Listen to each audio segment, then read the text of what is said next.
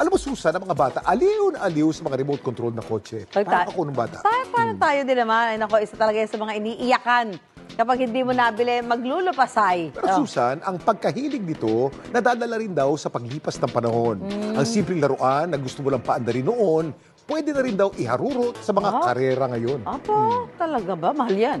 Yan ang kwentong inalam ni JP Soriano. Mula sa detalyadong kaha ng sasakyan hanggang sa makina at mga gulong nito, hindi maikakailang kaya nitong humarurot sa karera, pero hindi raw kailangang sumakay na magmamaneho dahil ang mga sasakyan remote control.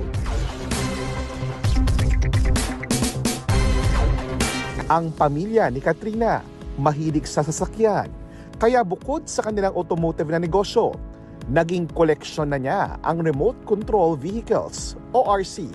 Kid pa ako, mahilig na ako sa RC, may Tamiya ako before. Nayaya ng friend namin at Laguna para mag-try ng crawling truck niya. After nyon, nagkaroon ako ulit ng interest sa RC. So nahook up ako ulit, then yun na, doon na ulit nag-start na maglaro ako ng RC.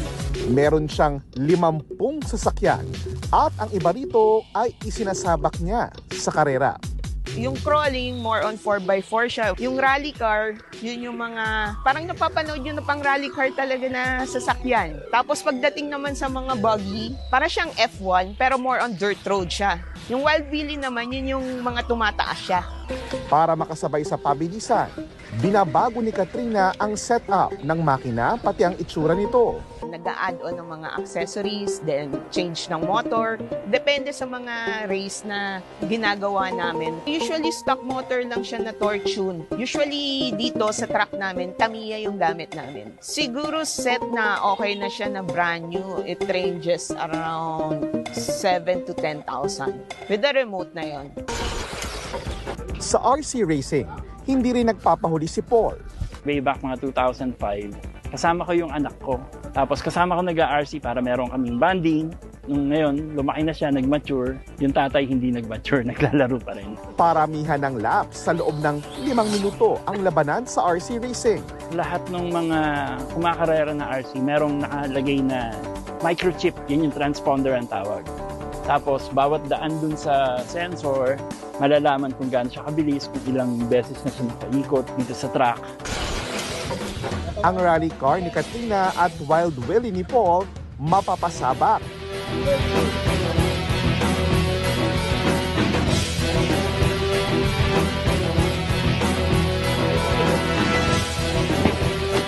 Gaya ng tunay na karera, may pagkakataon na nababahura, nawawala sa linya o tumataob ang sasakyan habang nasa track.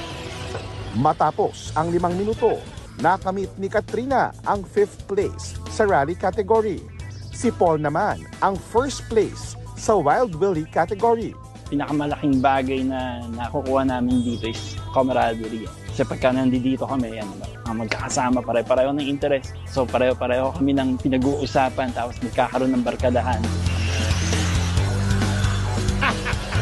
Anti-stress siya, then pampa-relax dahil maraming ages ang mga naglalaro dito sa amin ng RC. May mga bata, may mga middle age, and may mga senior citizen siya. Kaya lahat kami nag-e-enjoy dito.